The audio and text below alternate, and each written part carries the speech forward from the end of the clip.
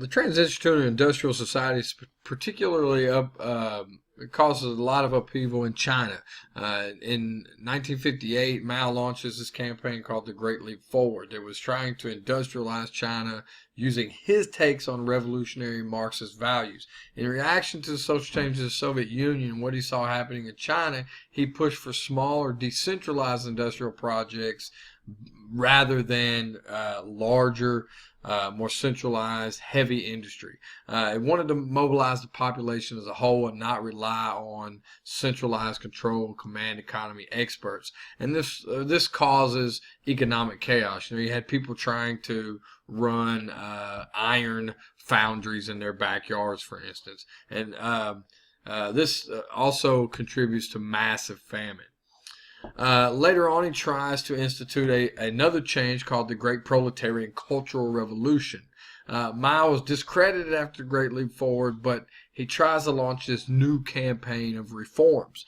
It was a political struggle, but basically an attempt to try to politically cleanse the party, basically of his enemies, more or less.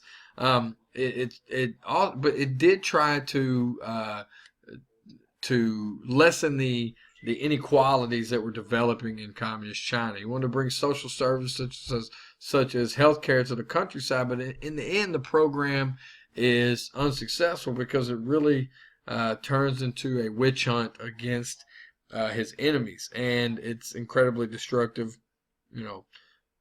Lots of people are executed, jailed, imprisoned. One of the things we do see in both China and the Soviet Union, but especially in the Soviet Union, is all of this focus on large-scale industrialization does create large-scale pollution and environmental disasters. There is much less concern about the environment in these societies than you might see in Western societies because of the laser focus on industrialization and modernization. So it's specifically true in the Soviet Union. A commonality between the two societies is this constant search for enemies. Both revolutions attacked holdouts from the pre-revolutionary order, but they also wind up turning on revolutionaries themselves, arguing that they're betraying the true revolution or have been corrupted by power. Usually it's just a cover to eliminate political opponents. So under both Stalin and Mao, you have seemingly impossible conspiracy theories begin to grow, arguing that old revolutionaries are trying to wreck the revolution and are in league with other countries hostile to communism. These often allegedly involve some of the highest ranking members of the party. Memorably, Stalin actually uses this method to gain power of the party in the first place and eliminate Leon Trotsky, who's really the ideological founder of Soviet communism. So in Stalin's case, you have the terror and the Great Purges. In the late 1930s, Stalin launches a bloody attack on his perceived enemies within the party in order to consolidate power. Scores of party members are arrested.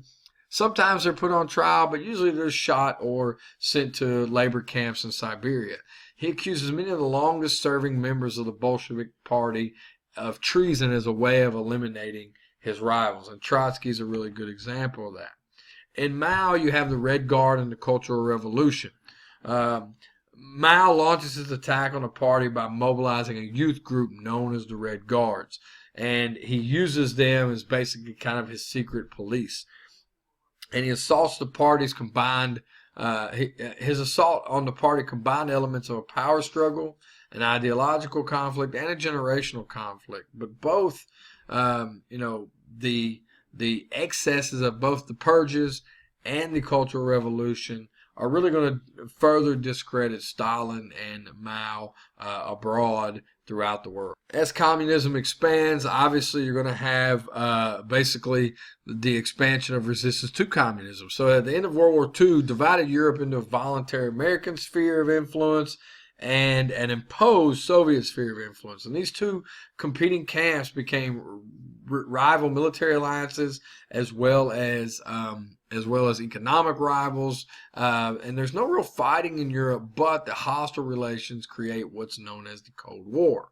course, Cold War is only really cold for America, for the Americas, and for the United States and for Europe. I mean, there's hot wars throughout. You have Korea and Vietnam. It creates a violent situation where both countries are divided between communists and capitalists, and basically, eventually, you have civil wars in both countries that result in U.S. involvement as well as other European involvement. The Korean War ended with an armistice and the permanent division of the country into North and South, and the Vietnamese communists actually fight for independence from the French and then for national unity against the United States and the puppet regime in South Vietnam. So basically what happens is North Vietnam is able to basically defeat the United States, or at least cause the United States to be willing to accept a unified Vietnam under a communist government. In many ways, you see Afghanistan, as communism tries to push into, the Soviets try to push into Afghanistan, it's kind of a reverse of Vietnam. I've said many times, Afghanistan is the place where empires go to die. So, the communist regime comes to power in Afghanistan in 1978. It faces an insurgency over its land reform and its expansion of women's rights policies. So the Soviet Union sends in troops to try to put down the rebellion against the communist government. The United States begins to aid the rebels fighting against the Soviets, and a decade later the Soviet Union had to pull out in the face of guerrilla warfare tactics, much like the United States had to with Vietnam.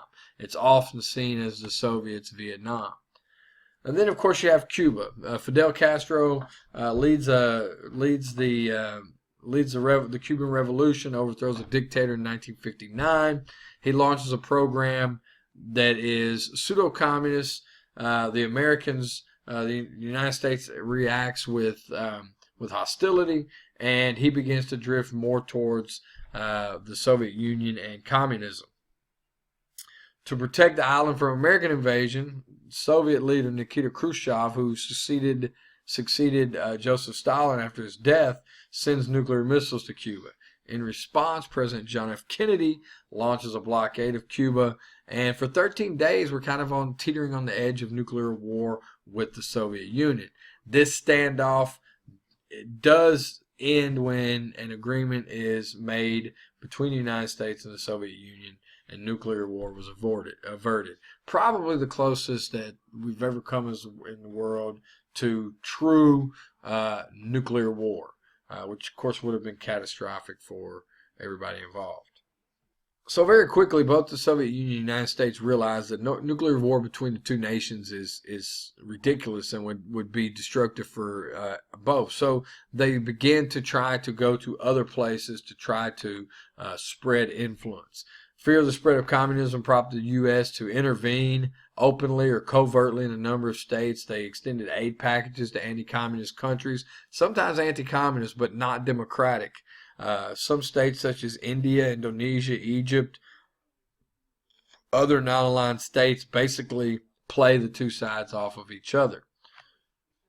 Because of the Cold War, we see lots of changes in the United States, politically, economically, culturally. You have the rise of the imperial presidency. You know, in the Cold War situation, the president has to make quick and important decisions very quickly. So the office of the presidency begins to amass more and more power. You also have the increase in military spending and the rise of intelligence agencies, which establishes the United States as a national security state. And, you know, even President Eisenhower on his way out of office warns against the growing power of the military-industrial complex, this joining of the military and industry and gaining an undue influence over American policy decisions. In addition to political and military power, the United States comes out of World War II more or less unharmed, and actually the economy was humming pretty well and enjoyed a major economic advantage over the rest of the world, and also exports much of its culture in form of movies, food, popular culture, clothing, and business throughout the rest of the world. The USSR tries to match the United States with military spending, and it also pumps out its own massive amounts of propaganda to rationalize the economic situation that it faces. The many in the West, the United States and Western Europe, viewed communism throughout the world as kind of this monolithic block. But you start to see cracks appear between the Soviet Union and Eastern European states that they control, between the Soviet Union and China, between China and Vietnam. You see the Soviet Union being forced to use military force against its European satellites and even threatening war with China. China briefly invades Vietnam over Vietnam's successful invasion of Cambodia. So we see nationalism trumping Marxism many times, and you're starting to see cracks in this idea of an international communism, or cracks in the Comintern. And the final dissolution of the Comintern happens because of the Chinese. After Mao's death in 1976, the president Deng Xiaoping engages in a series of reforms that loosened up the cultural aspects of the Cultural Revolution and eventually opens up the economy. Deng's economic reforms revolutionized the Chinese economy and began to move away from a strict state control and allowing small-scale private enterprise to flourish. The state did supervise the process, but very quickly the economy booms, wealth inequalities become more and more intense, and social vices really return to the cities. As the party loosens up, you have the rise of movements calling for more political freedoms. The party was loosening economic freedoms, but not political freedoms. So in 1989, you had an uprising of students in Tiananmen Square. Deng Xiaoping sent in the army to crush the student movement very brutally in front of international press cameras in June of 1989. So even though China was moving away from communist policies economically, they have still not tolerated dissent as it moves into the 21st century. And strangely enough, the first communist nation is really the first communist power that's going to collapse is going to be the one that was the first to establish. The late Soviet economy was very embarrassing moving into the 1980s.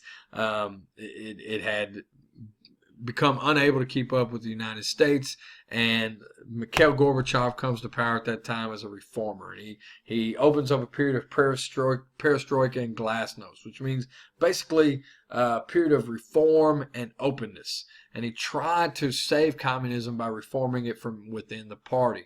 But what he does is he opens up Pandora's box, in other words. Russian farmers were unwilling to engage in economic ventures as their Chinese counterparts had, and he fails to attract foreign investment, so his reforms actually lead in an economic downturn and lead to more protesters criticizing the government. To make matters worse, all the regional minorities within the large Union of Soviet Socialist Republics begin to demand autonomy and independence. Gorbachev basically refuses to use force against these movements and oversees the collapse of the Soviet Union. These regimes in Eastern Europe begin to topple one by one in a domino kind of effect, and basically Eastern European communist regimes fall one by one. Soviet Union refuses to prop up the regimes, and eventually in 1991 the USSR peacefully votes itself out of existence, and his last act of General Secretary of the Communist Party of the Soviet Union, Mikhail Gorbachev, signs the Soviet Union out of existence, basically. So again, as usual, we have to reflect on this. Is it right for historians to make moral judgments on historical events? How do you make these judgments from a completely different historical context? We also have to think about, what is how do we discuss this in the United States? We don't really have a major socialist tradition, so it's hard to have a balanced discussion of communism. Also, freedom and justice. Did communist revolutions represent a true effort to achieve justice at the expense of freedom? What's the proper balance there? Because there's a difference between freedom and justice in many cases, kind of like the difference between fairness and equality. And finally, we have to, modernization. What is the cost of modernization? Are these cases of putting the quest for modernization above the well-being of people as a whole. So we look at the way communism develops, and it causes us to ask a lot of questions about the way our own society developed. We'll talk to you next time.